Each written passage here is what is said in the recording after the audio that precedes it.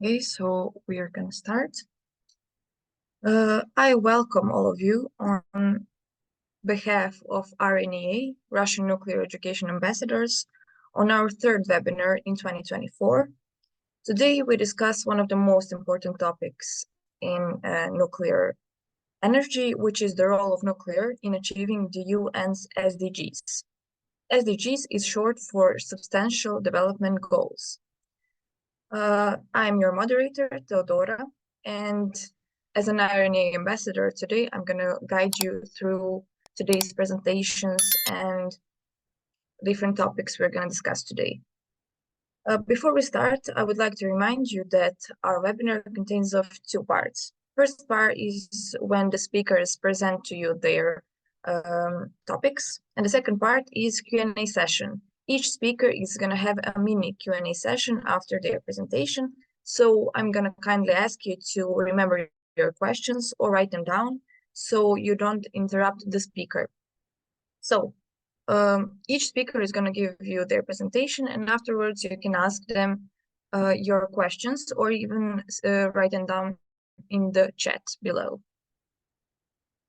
So today's speakers are Joshua Mulima, Falkenberg, and Angie. All three of them are in nuclear field, which is why I am sure they will bring to you all of the basics and different aspects of the role of nuclear in achieving the UN's SDGs. Our first speaker is Joshua Mulima. He's on his second year of nuclear physics and technologies, and he is going to discuss environmental sustainability and conservation of biodiversity. Joshua, you're welcome to start. Good evening, everyone, and thanks, Theodora, for the introduction once again. My name is Joshua Mulima, and I'm a nuclear physics student at the University of National Research Nuclear University in Murphy, here in Moscow. So today, my colleagues and I will be giving you some insight into our field of study, and specifically, we'll be focusing on some of the motivation that drives us to pursue ideas in this field. And at the end of this webinar, we hope that you have understood at least that we're all just part of a global community, and that's actually trying to solve global challenges facing our globe at hand. So my presentation will be focused on highlighting some of the challenges we're facing as the world, and some of these problems are those whose solutions are actually very much closely connected with nuclear technologies. These are the ideas concerning environmental sustainability and biodiversity. And just briefly speaking, by environmental sustainability, what are we talking about? We're talking about the responsible use of preservation of natural resources and ecosystems that help us ensure that we are well as a current generation. At the same time, we're thinking about future generations. And by biodiversity conservation, we mean we're focusing specifically on protecting and managing the various variety of life forms we have on the planet. The variety of species, genetic diversity, and diversity of the ecosystems that we have on our planet. So help us move to the next slide, please.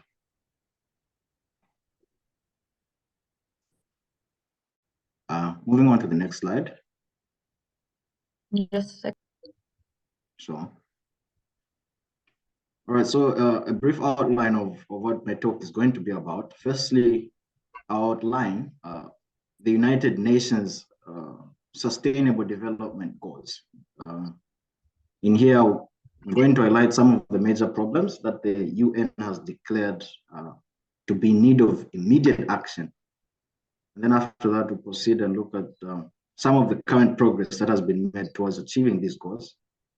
And then later, I'll review to you how the implementation of nuclear physics and its technologies actually promise to accelerate achieving these goals. So let's get right into it. Next slide, please. So the United Nations Sustainable Development Goals, SDGs for short. These are a list of 17 ambitious global goals that were designed to be a blueprint to achieve a better and more sustainable future for everyone by the year 2030. So each of these goals in this list of 17 addresses different aspects of sustainable development. The economic aspects, the social aspects, and environmental aspects too. And all these are interconnected within this framework. I'm just going to give us an overview of 6 of these 17, because these are very closely related to the nuclear space. And these are the third SDG, good health and well-being. The 6th one, clean water and sanitation. The 7th, affordable and clean energy. The 9th one, industry innovation and infrastructure, or sustainable infrastructure. The 13th one, which is climate action. And the last will be the 15th SDG, which is life on land.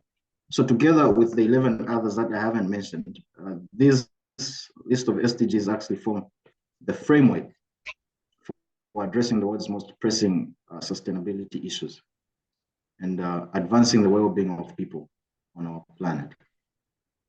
So next slide, please. So like I mentioned, we're going to give a brief assessment of some of the current progress onto achieving these quite ambitious goals that the United Nations has set as our target. Starting with the third one, which is good health and well-being. Well, this goal actually aims to ensure the healthy lives and promote well-being of all age groups of people on our planet. So this targets several areas, including ensuring essential healthcare services for everyone, achieving universal health coverage as well. So could we truly imagine, or could we truly actually have good health and well-being without a thriving, diverse and ecosystem? Is that possible? Mm-hmm. Well, the current assessment of the progress by the UN last year actually suggests that there's been some significant strides in achieving this SDG.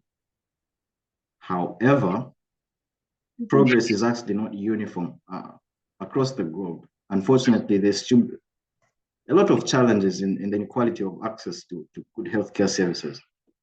So overall, on the larger scale, there's been some small positive strides towards achieving it. So the projections are that in the future, there's going to be continued investment into healthcare infrastructure and universal health. But the rate at which we're getting there, unfortunately, does not seem to tell us that we're getting there as soon as we must. For the 6th SDG, clean water and sanitation, this goal actually aims to ensure the availability and sustainable management of water sanitation on our planet. So it targets achieving access to safe and affordable drinking water, improving water quality, increasing the efficient use of water. So it actually emphasizes on the importance of protecting and restoring water-related ecosystems.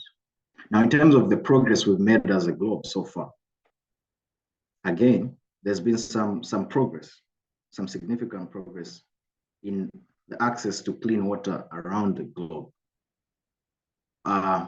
But in most regions, especially in sub-Saharan Africa and Southern Asia too, they still face lots of challenges with providing adequate water and sanitation services to the populations. So the issues related to water scarcity, pollution, or the sustainable use of water and management actually is still posing a huge threat to the achievement of this goal.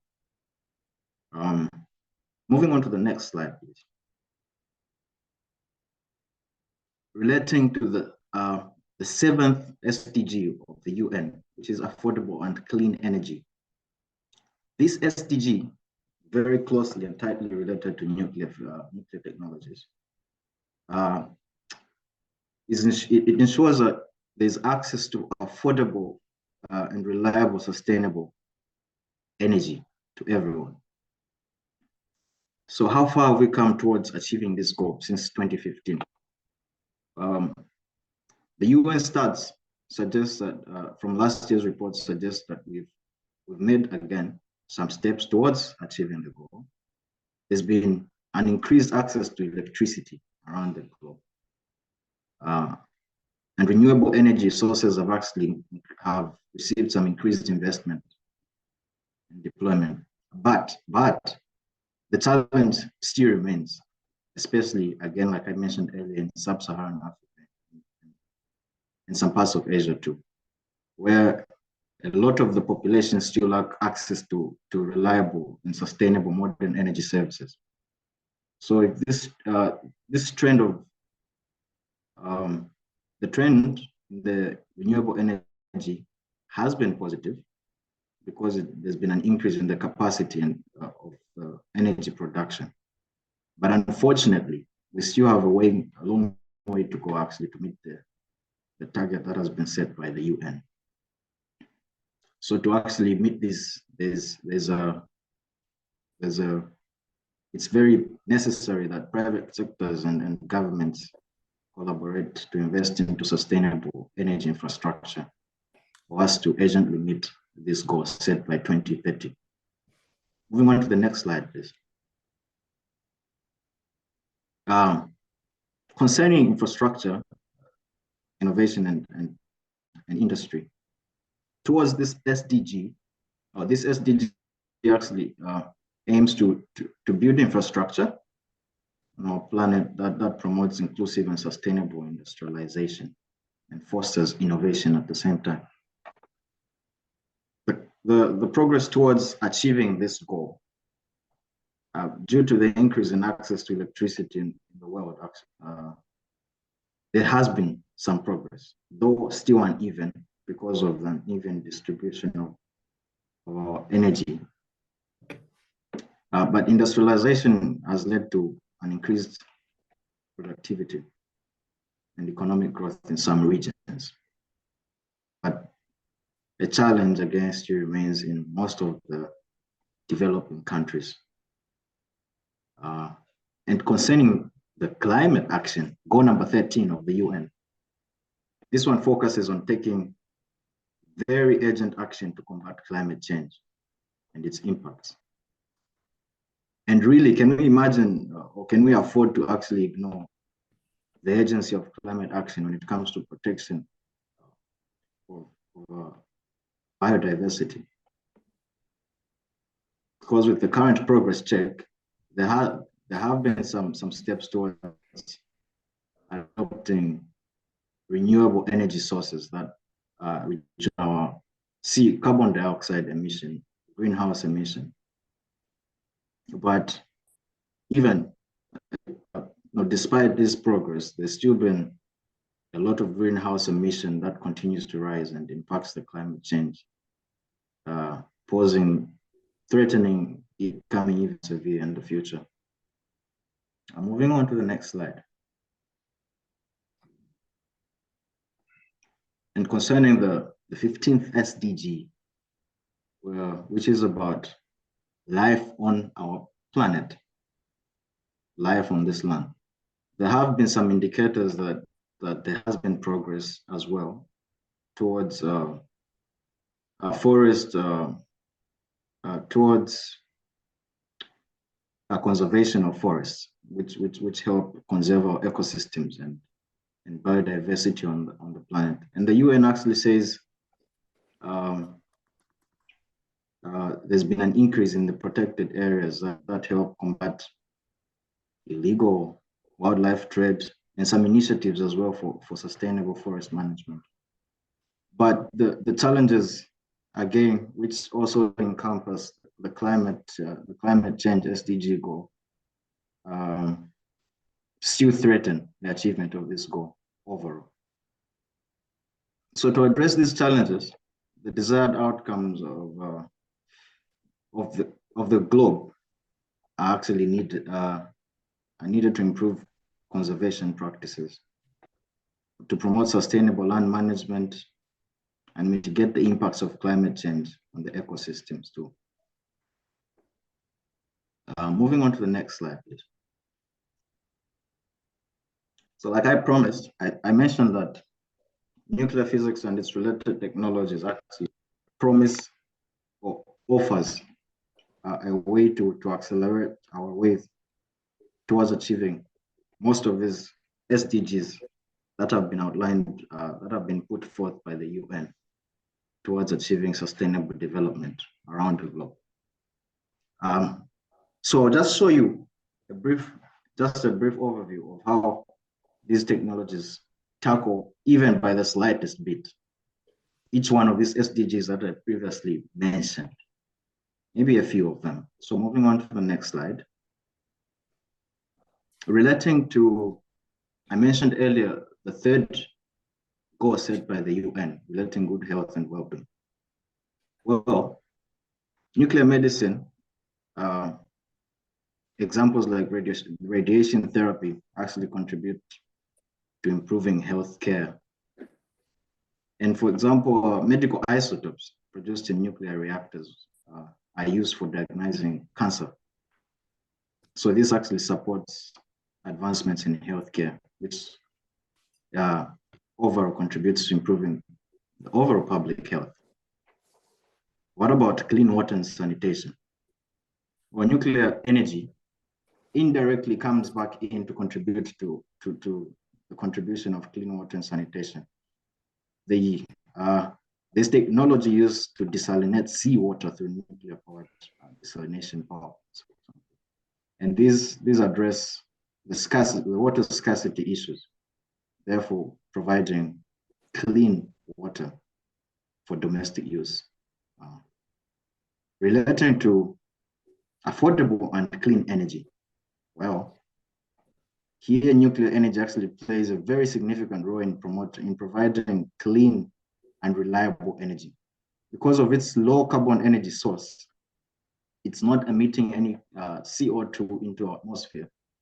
So this is a faster way of mitigating our climate change crisis, because it's nuclear energy is providing a very constant, a huge baseload of electricity supply, which meets the energy demands of our globe, at the same time reducing by a huge factor the carbon footprint that we leave behind. And I could mention, going further on, the 13th, the climate action SDG by the UN. Nuclear energy, again, is a very crucial component in terms of helping combat climate change. As I mentioned earlier, the low carbon emissions help us reduce the greenhouse gas effect, which is the main factor in global warming. And the current progress actually in many countries, most developed countries, recognize the role of nuclear power in reducing carbon emissions, and they invest in the expansion and modernization of these nuclear power plants. So it's expected, if these are to be implemented, that they'll contribute significantly to the global efforts to mitigate climate change. And lastly, I mentioned the 15th goal set by the UN, which relates to life on land.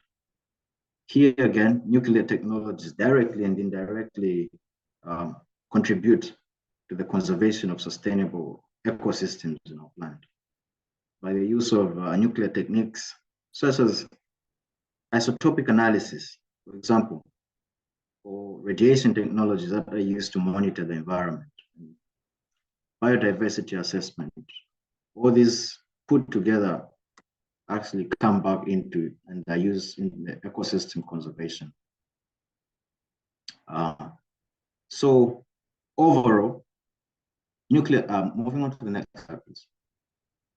overall nuclear physics promises to accelerate our way through achieving these goals set for the year 2030. So thank you for your attention. Now, welcoming any questions, please. Passing on back to Theodora. Thank you, Joshua, for your interesting presentation. If you have any questions regarding Joshua's topic, please ask them now or write them down in the chat.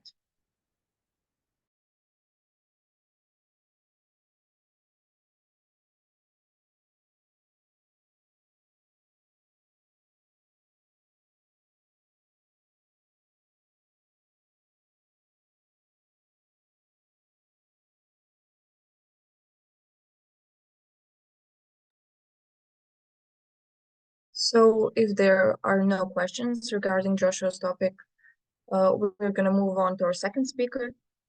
Our second speaker is Falkenberg. He's on his final year of nuclear engineering and thermal physics. Today, he's going to explain basic principles and achievement of nuclear power in general. So you're welcome to start your part. Again, if you have any questions, write them down in the chat. All right, thank you very much, Laura, for the introduction, and Joshua for giving us that brief overview of what problems or challenges that we're experiencing right now as a planet. And now I'm really going to focus on a very specific area, in this case, as far as we are concerned with implementing the ways in which we can address these issues that can be addressed to the SDGs, just as Joshua has said. So I'm going to focus on nuclear power also as a potential way of ensuring that the implementation of SDGs go smoothly as already agreed upon by the member states of the UN. So let's go to the next slide, please. All right, so before we really dive into the SDG aspects, I'd like to introduce you to a few of the basic concepts, not really into the technical aspects, but how we harness nuclear power and where the power actually comes from. So let's go to the next slide, please. So where does nuclear power come from? You can see on the screen what we call the energy mass equivalence, Einstein's famous equation, which simply tells us that we can easily convert energy to mass and vice versa. Now, how does this really come into the equation? So in nuclear, we are dealing with what we call nuclides. And as you can also see on the graph, we have a list of nuclides. We can categorize them in what we call mass numbers all the way from the low, what's called the light nuclides to the heavy nuclides. But in nuclear technology, the most relevant sections of the graph are the left part and then the right part of the division that you can see. There are nuclides that we can harness nuclear energy from by subjecting them to what we call fusion. And there are ones that we have to subject to what we call fission. So fusioning process, this is simply a technique of splitting a nuclide into subsequent nuclides. And in the process of doing that, we get energy in the form of heat, which we then use to translate, to change water into steam, and then we get mechanical energy from that, and so forth. It's a very straightforward process. So in nuclear fission, as you can see, the most relevant nuclide that we are dealing with in the nuclear industry at this point, of course, is a fissile material. We call it uranium-235, which is subjected to a neutron bullet or a low energy neutron. And then it splits into subsequent nuclides.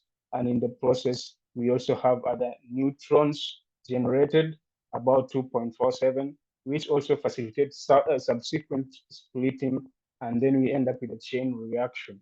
But the most interesting aspect of this technique is the fact that we in the nuclear sector are able to make this a controlled fission reaction. You can control it just to ensure that it's applicable for peaceful purposes, what we are really aspiring for.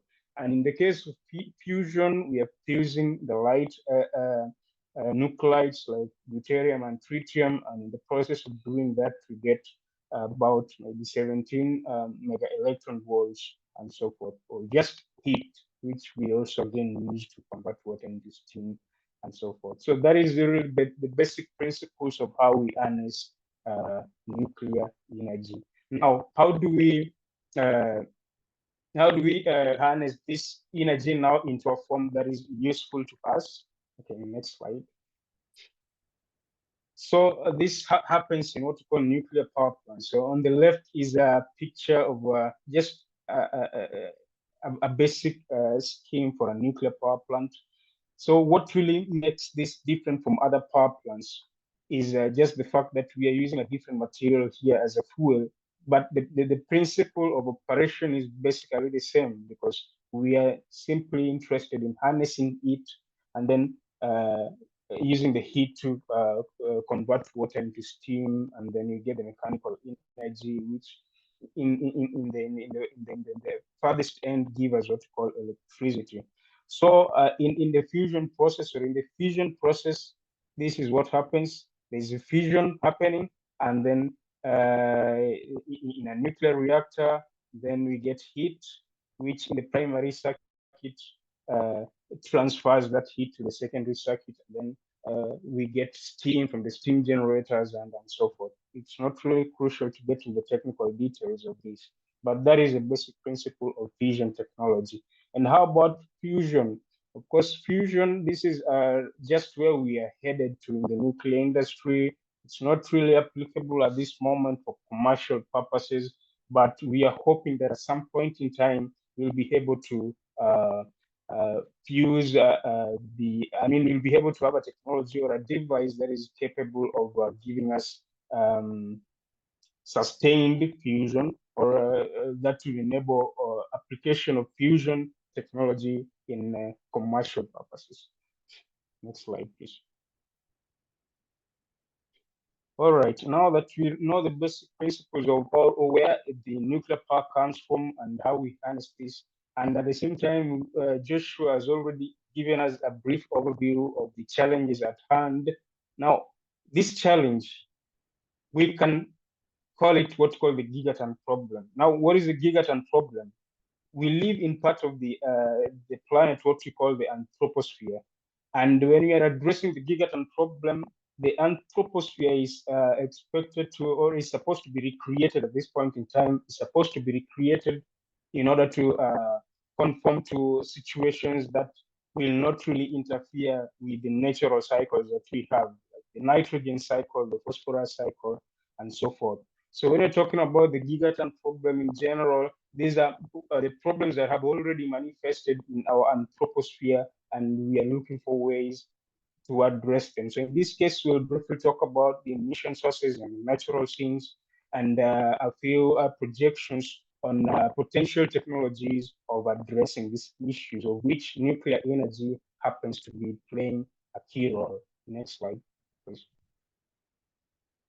All right, so in emission sources and natural sinks, just like we've said, emission happens from different sources. Of course, electricity production takes a huge chunk, you can see at about 25%, and then 24% comes from food and agriculture, 21% industry, and transportation at 14%, 6% buildings, 10% other energy related processes. But then the worst thing about this about pollution is the fact that these pollutants, about 59% of them remain in the atmosphere, and they interfere with a couple of things. Of course, health is one of them, but again, they interfere with the visibility of satellites, because we are also interested in monitoring the planet from space and so forth. So if we are having pollutants trapped in the atmosphere, they modify the atmosphere, we get things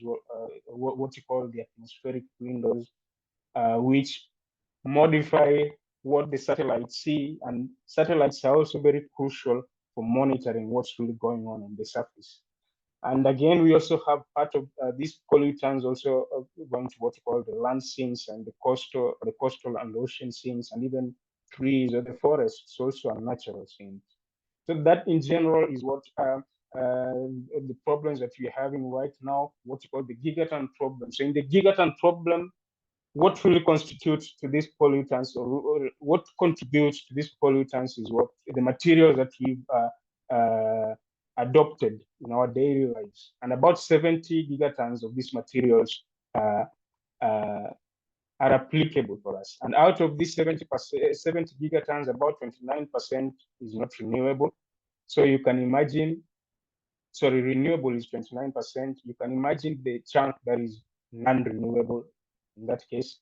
And even if we try to remove the most crucial aspects in the equation, like food and fuel, then it goes down all the way to 15 gigatons, of which again only 4 gigatons is renewable in this case. So what am I trying to say? I'm saying that it's crucial at this point in time to acknowledge the fact that the anthroposphere is already messed up, and there are mechanisms that we need to take into account in order to ensure that there is restoration that will ensure that the natural cycles are not really interfered with to a point where they cannot bring in the conducive conditions that we need what we refer to as a sustainable life.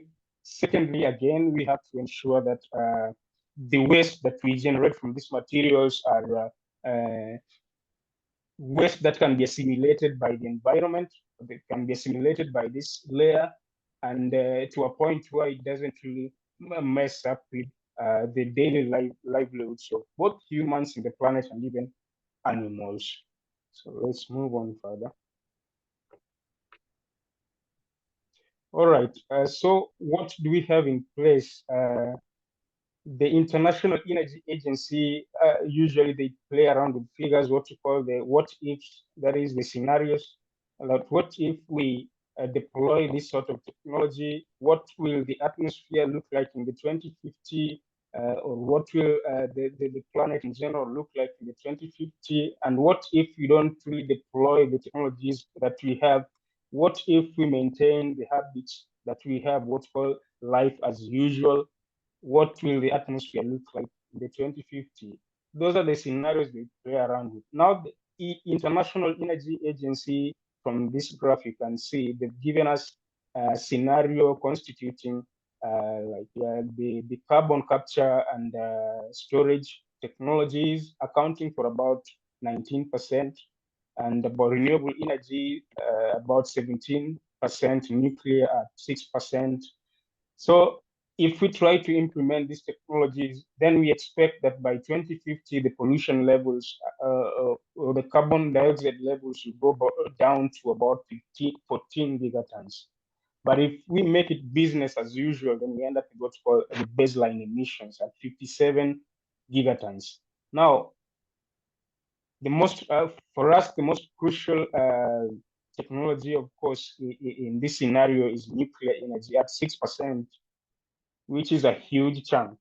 So if we try to play around with this, I mean, if we try to implement this as suggested by the International Energy Agency, then by 2050, we expect to cut down carbon dioxide emission levels all the way to 14 gigatons. That is removing about 57 minus 14, that is about maybe 43 gigatons of CO2. So that is about the bloom of scenario. Let's move on further now to the SDGs.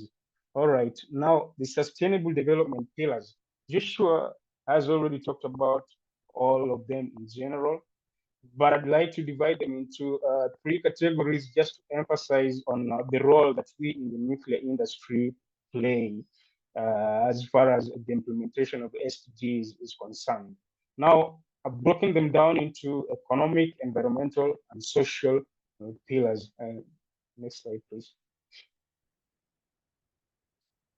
So in the case of the economic pillars, you can see we have about 5 SDGs. Similarly for the environmental pillars, there are 5, and then of course you can also see the SDGs we have for the social case. But then what is really crucial to note from these categories is the role that is played by by energy. Energy happens to be the driving force, and that is why it's at the center. So as we are making choices on what types of energy are crucial for our states, then of course we'll either ensure that we are spurring economic growth and social growth. And at the same time, we have to acknowledge the fact that this also has a direct impact on what manifests in the environment. So at the end of the day, the choices that we make for the energy or the energy sources to be deployed in our energy grids will dictate the status of the environment. And this is where technology comes in now. Nuclear energy happens to be a potential way of addressing this issue because in the first case, it's considered clean. And at the same time, on matters of affordability, nuclear energy is affordable. I know sometimes we talk about the construction of a nuclear power plant as being an expensive endeavor. Yes, it's expensive, but considering the entire life, the lifetime of a nuclear power plant, about 60 years these days, modern technologies, and maybe possible extension of up to 80 years, then you realize that even with that duration, it's possible to recover the initial capital used for the construction of nuclear power plant for the first few years. So in the overall run, it's really just crucial to note that nuclear is affordable. The first case. Let's move on to the next slide, please.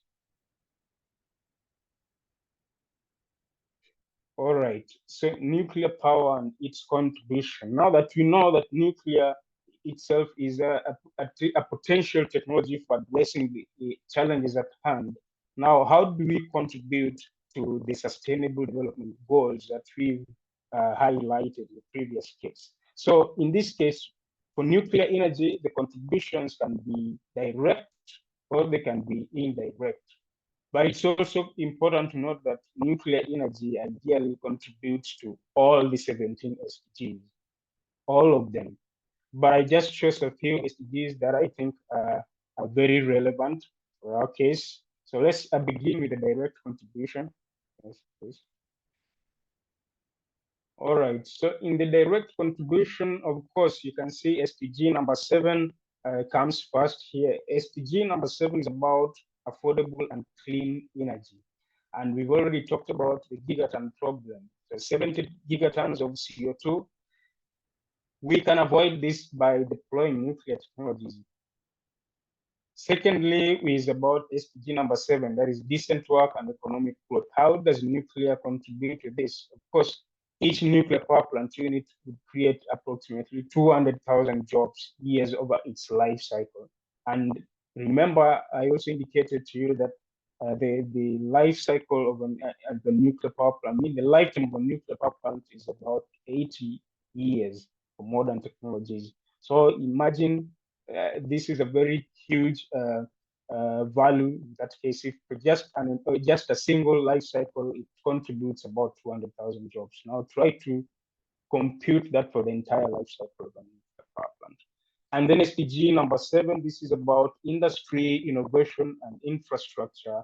So in this case, we are talking about resilient infrastructure, inclusive and sustainable industrialization and innovation. And here again, I think concepts like smart cities come in too, because in a smart city, we have to ensure that the pollution levels are controlled, and if possible, they should go down to zero. Now, one way of ensuring that this is really achievable is by deploying the clean energies or the energy sources that are really friendly to the environment. One of them, of course, being nuclear. And I'll give you a case example of what we have going on in Kenya, what's called the Konza Technopolis project. The Konza Technopolis is a smart city project.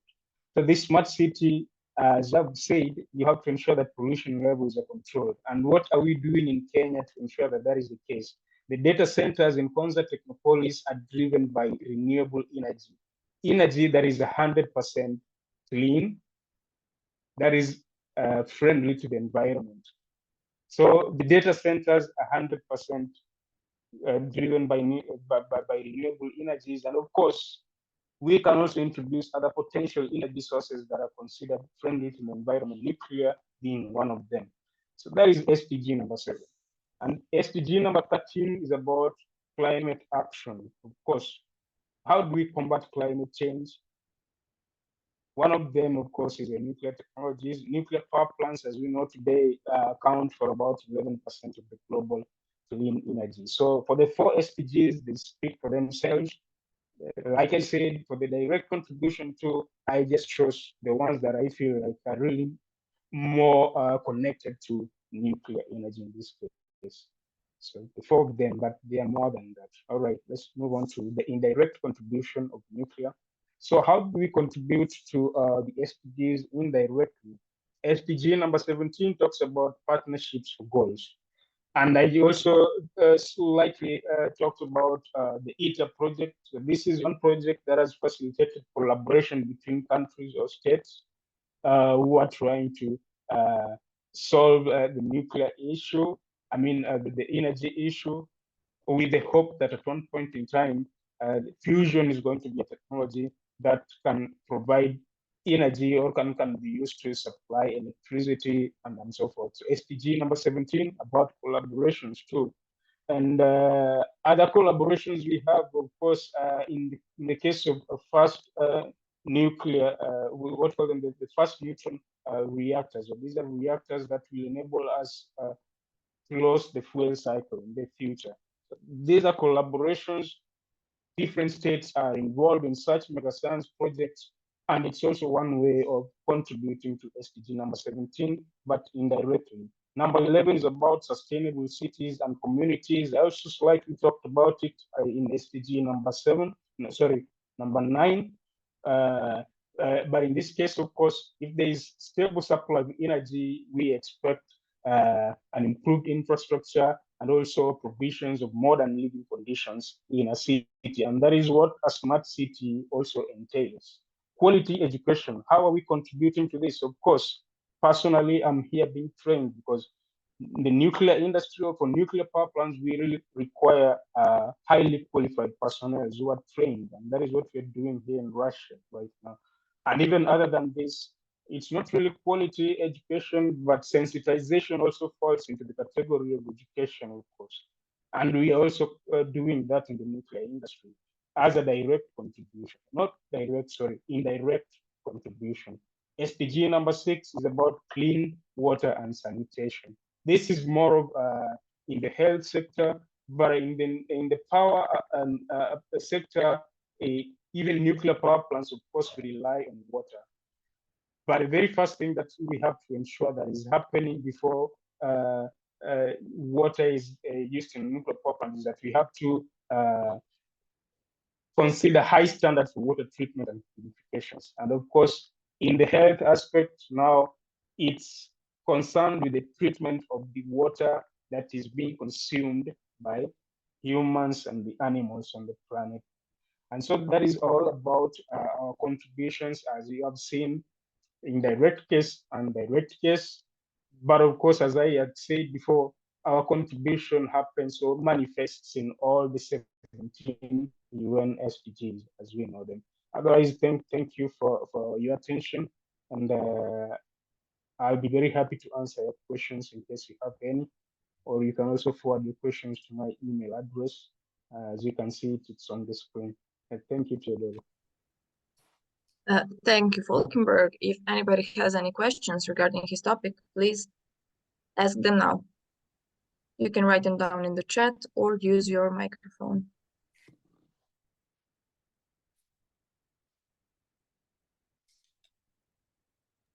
Okay, so we do have one question. What is the possibility of nuclear power as a renewable source in developing countries? All right, thank you for the question about nuclear energy as a renewable source of energy. Because you know, as I had said before, there is part of nuclear energy that is ideally not renewable. It's good you pointed it out. Fusion is not really considered renewable because we are also relying on fissile materials like uranium, uranium-238, 235, and so forth. All fissile and fertile isotopes that you can think of. But of course, the renewable aspect of this is going to be a long-term plan in the sense that it's a technology that is being worked on right now, is in the research phase. Nuclear fusion. Nuclear fusion would really be a renewable form of nuclear energy. And as you have seen, we talked about the ITER project. The ITER project, this is an international thermonuclear experimental reactor. They are trying to demonstrate at this point in time the possibility of commercializing nuclear fusion, or the possibility of using nuclear fusion to generate electricity for commercial purposes. And so this is what we are really hoping for in the near future. And of course, it's an expensive endeavor and it will not come anytime soon, but nevertheless, in the near future, that is what we are going to have to as a renewable form of energy. But currently, yes, I agree that nuclear is not really renewable. That is a fission. Nuclear fission is not renewable. Okay, thank you for your answer. I would also like to add that in general, renewable nuclear sources are meant to be an addition to non-renewable ones. So after the research, which will take few decades even, it will not be separate from fission reactors, as Falkenberg has already said. Thank you for your question. Do we have any more questions for our second speaker?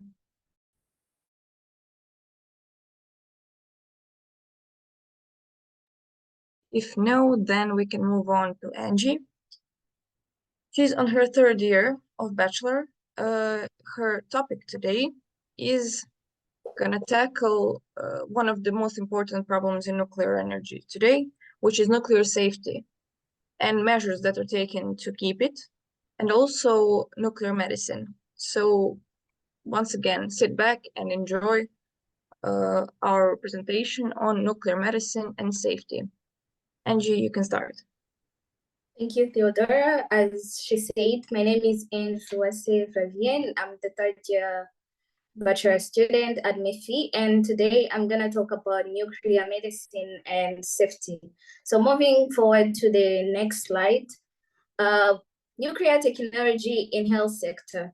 Over 37 millions of nuclear medicine procedures are carried out every year.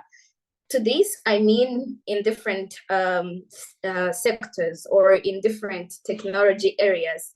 Here we have biotechnology and radiotherapy. In radiotherapy, we have SPECT or PET scanners. The PET scanner is the most popular scanner that I'm going to talk about, which is one we can see down there on the photo to the left. This is a very popular scanner to which a small amount of radioactive glucose is injected in a body where they want to detect the tumor or the cancer. So usually normal cell won't react to this radioactive glucose, but the cell that have or that are already infected, they're gonna react immediately to this glucose. So this scanner, it has a camera that moves around the body to see and to get the image. So the very brightest part of the body, of the scanned body, is the one that indicates that there's a tumor. So this is one of nuclear technology that we have in health sector so far, and SPECT, which is so important because many millions every year of patients are treated or are diagnosed by these scanners.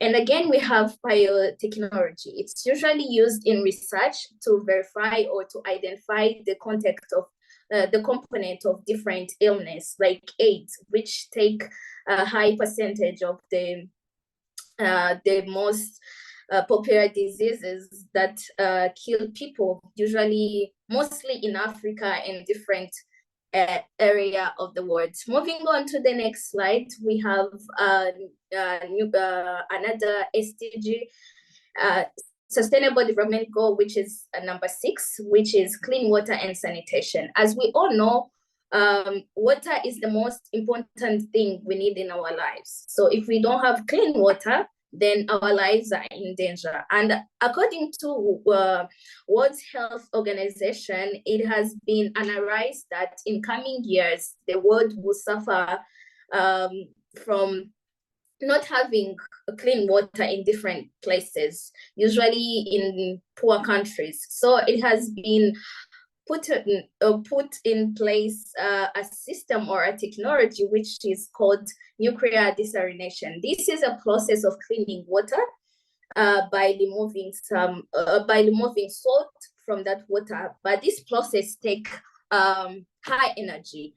That's why we need a nuclear power plant, because it's the one that is capable to give us that kind of high energy to clean this water. This is doable. It is possible to do it because it has been done in southern part of China, and this technique has saved up to 4.5 million meter cube of fresh water, which is equivalently to almost 100,000 people, 100,000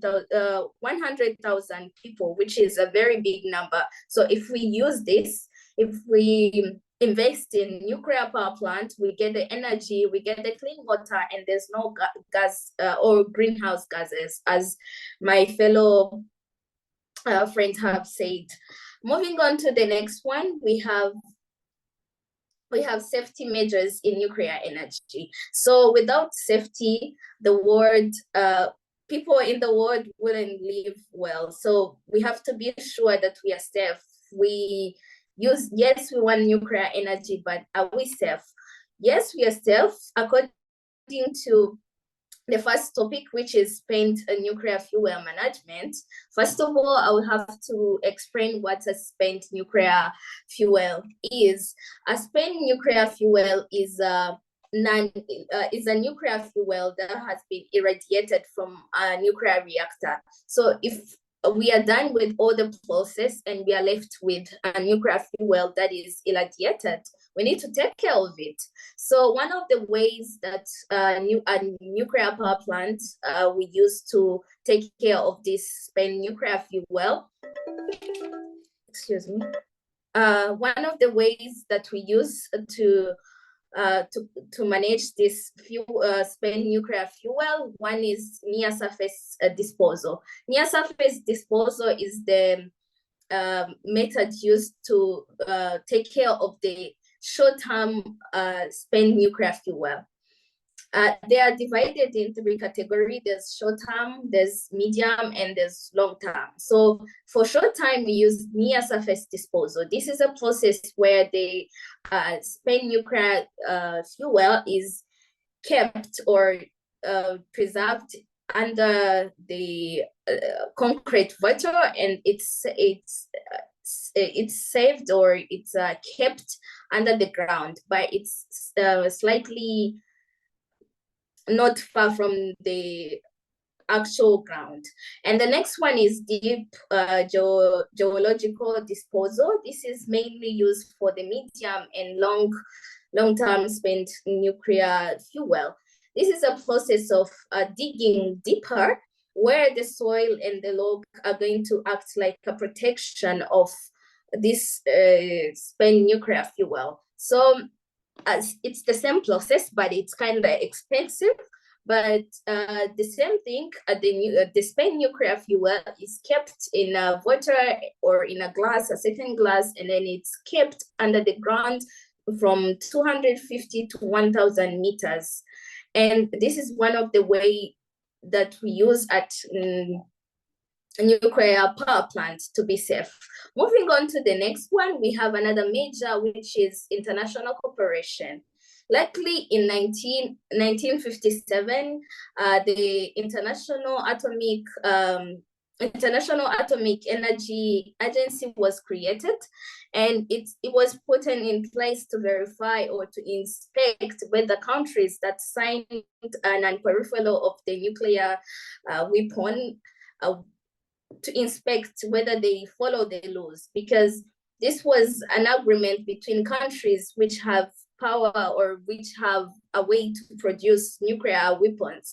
So there's an organization that controls them. It's located, its official office is located in Vienna, Austria, which take care or which verify whether all countries follow all the rules so that we keep our world safe.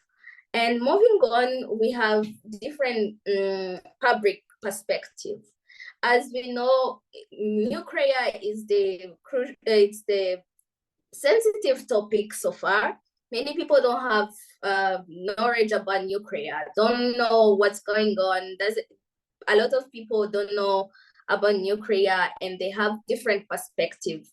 And that's why we have an assessment from World Health Organization that was done on specifically on nuclear, have been seen that nuclear has clean air and has clean drinking water, and preservation of natural resources is higher than other source of energy. And mineral waste, we have seen how we preserve our spent nuclear fuel, and it's a support to a renewable energy. So the only left point is education. So what do we do? What is left is the improvement of what we have, what we already have, because we have seen from previous presentation that we really, really need it. We need it in medicine, we need it to get energy, we need electricity, we need water, we need everything, we need almost everything, because it's paying a big contribution to UN's Sustainable Development Goals. A lot of them, almost every goal. I mean, every goal that of UN, this nuclear is paying a lot. So we need education. Some countries like Russia offer different possibility or opportunity to learn nuclear. That's why we have schools like me, like my school or my fellow friends that have already presented about different topics. So moving on to the last, thank you for your attention. My name is Angela Say. If you have any question, you can follow me on my social media and ask. Thank you so much. Thank you so much for your insight, for the explanation of nuclear safety and the importance of education in further development. I will once again ask if there are any questions to our speaker. If you do have questions regarding the topic specifically, please say them now or write them down in the chat.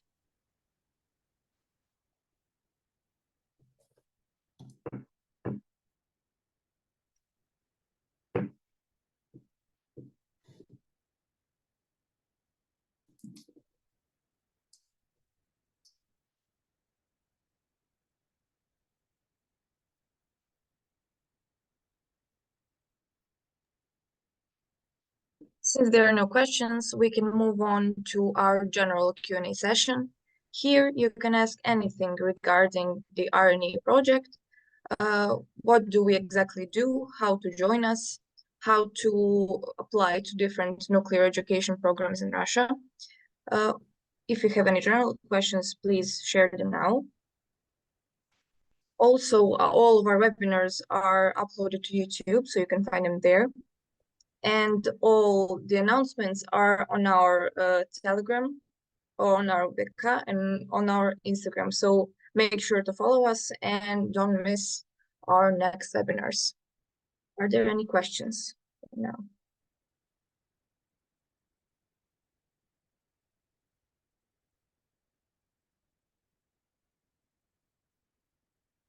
No questions means that either everything is clear or nothing is clear. I hope everything is clear on today's topic. Once again, if you want to rewatch this webinar, or if you want to find webinars on different nuclear topics, you can search us on YouTube, Russian Nuclear Education Ambassadors, or RNEA for short. Follow us on social media and make sure to keep up with our events, because we have a lot of interesting material for you this year.